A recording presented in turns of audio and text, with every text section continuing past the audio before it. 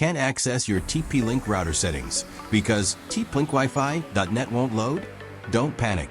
In this quick guide, I'll show you proven fixes to get back into your router's dashboard in minutes. Let's get started. Step 1. Check your connection. First, ensure you're connected to your TP-Link router's Wi-Fi or via Ethernet. If you're on a guest network or mobile data, tplinkwifi.net won't work. Step 2. Check network setting. Make sure your PC or laptop not configured with static IP address.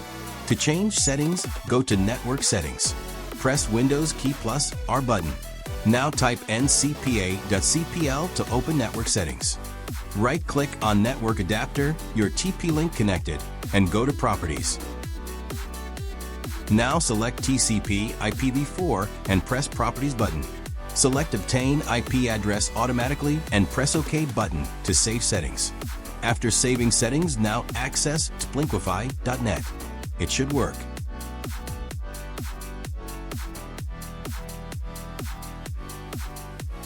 That's it, it's working now.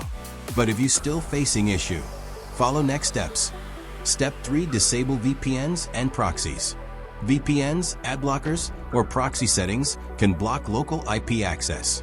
Temporarily disable them and try again. Step 4. Clear browser cache or try another browser. Corrupted cache can break the login page.